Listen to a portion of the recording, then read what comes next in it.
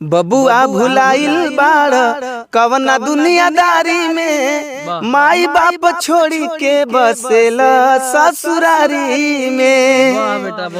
अरे नवरे महीना माई गर्भ में ढोवाली, काली माई बाबा थाने मथवा पटकली। ऊपर बेटा कहता ना का करता ना, अरे त गंगा जी के छोड़ के नहात बाड़ा नाली में, माई बाप छोड़ी के बसेला ससुरारी में।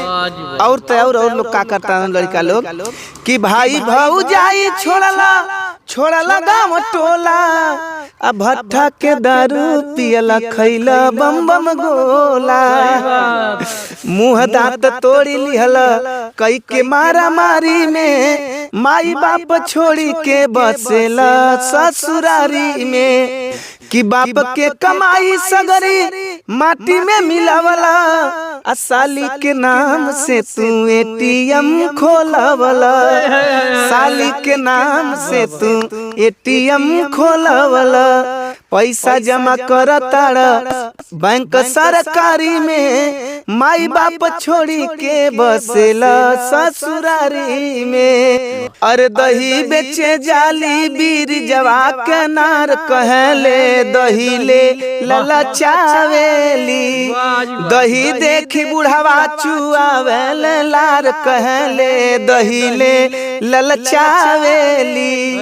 दुल्हा के दीदी गजब के रसीली, कबो लखनऊ जाली कबो जाली दिल्ली, अरे कबो लेके हमारे माता बहन लोग गावेली, अरे कबो लेके घूमेली चर चर गो यार कहले, दही ले ललचावेली। दही बेचे जाली बीर जवा किनार कहले, दही ले ललचावेली। नमस्कार, वो देखल बानी भोजपुरिया माटी के लाल, हम बानी दिलीप कुमार। और आज भोजपुरिया माटी के लाल गोरखपुर जिला में मौजूद बाटे।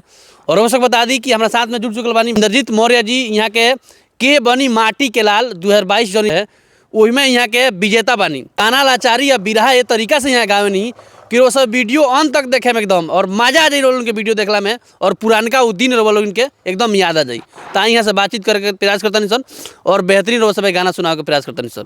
सबसे पहले मौर्य जी राउत स्वागत बा जी। सबसे पहले भोजपुरिया माटी के लाल में हम चैनल के बहुत बहुत सम्मान करते बानी, क्योंकि हम माटी के लाल से विजेता भी बानी और माटी से जुड़ल गीत हम गावेली। सबसे बड़ी बात बा कि भोजपुरिया माटी के लाल में हम इंटरव्यू भी देता नहीं, ये हमार बहुत अहोभाग्य बा। इनके 2022 में जो विजेता बनी वो कौन गाना रहे, तनी वो गाना के सुना दी हमारे दर्शकन के। माता बहन लोग गावे